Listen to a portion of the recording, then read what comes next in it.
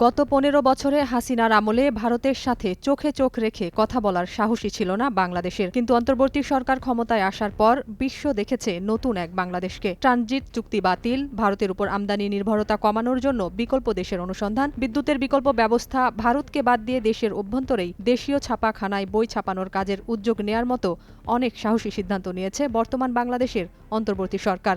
এবার আরও একটি সাহসিকতার পরিচয় দিয়েছে বাংলাদেশের পর্যটন শিল্পের প্রতিনিধিরা। শিলিগুড়িতে চলছে অষ্টম বেঙ্গল ট্রাভেল মার্ট। ১৭ ডিসেম্বর থেকে শুরু হয়েছে ৩ দিন ব্যাপী এই মেলা, যা চলবে ১৭ থেকে ১৯ ডিসেম্বর পর্যন্ত। তবে বাংলাদেশে চলমান রাজনৈতিক অস্থিরতার কারণে এই বছর পশ্চিমবঙ্গে অনুষ্ঠিত অষ্টম বেঙ্গল ট্রাভেল মার্ট থেকে নিজেদের বিরত রাখছে বাংলাদেশের পর্যটন শিল্পের প্রতিনিধিরা। ভারতীয় সংবাদ মাধ্যম টেলিগ্রাফ ইন্ডিয়ার তথ্য মতে ৩ দিনের এই মেলায় অংশগ্রহণ করছে না বাংলাদেশ। তবে এই মেলায় অংশ নিয়েছে নেপাল ও ভুটান। বিটিএম আয়োজক কমিটির চেয়ারম্যান সন্দীপন ঘোষ জানান, বাংলাদেশের বর্তমান রাজনৈতিক পরিস্থিতির কারণে ট্যুর অপারেটর্স অ্যাসোসিয়েশন অব বাংলাদেশের প্রতিনিধিরা মেলায় অংশ না নেয়ার সিদ্ধান্ত নিয়েছেন।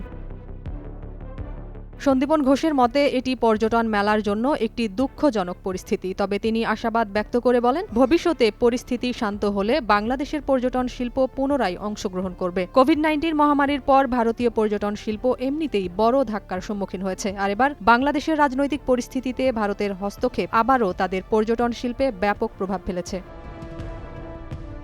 এই অবস্থায় ভারতের বেঙ্গল ট্রাভেল মার্টে মূলত ভুটান ও নেপালের পর্যটন শিল্পের প্রতি গুরুত্ব দেওয়া হয়েছে। গত ৫ আগস্টের ছাত্র জনতার গণ অভ্যুত্থান এবং পরবর্তীতে রাজনৈতিক অস্থিরতা সৃষ্টি হওয়ায় পশ্চিমবঙ্গের উত্তরবঙ্গ, সিকিম সহ ভারতের অন্যান্য এলাকায় বাংলাদেশি পর্যটকদের আগমন বন্ধ হয়ে গেছে। এ বছরের অক্টোবর পর্যন্ত সিকিমে প্রায় ২৭,০০০ বাংলাদেশি পর্যটক ভ্রমণ করেছিলেন, যা গত বছরের তুলনায় অনেক কম।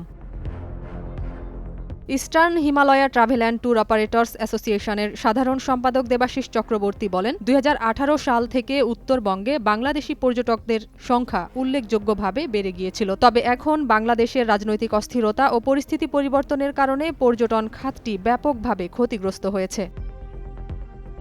এ বিষয়ে দেবাশিস চক্রবর্তী বলেন, এবারের মেলায় প্রথমবারের মতো ভুটানের পর্যটন প্রতিনিধিরা অংশগ্রহণ করেছে। ভুটান ভারতের উত্তরবঙ্গের সাথে সীমান্ত শেয়ার করে, তাই আমাদের আশা ভুটান এবং নেপালের সীমান্ত পর্যটনে ভারতের সঙ্গে সহযোগিতা বাড়বে।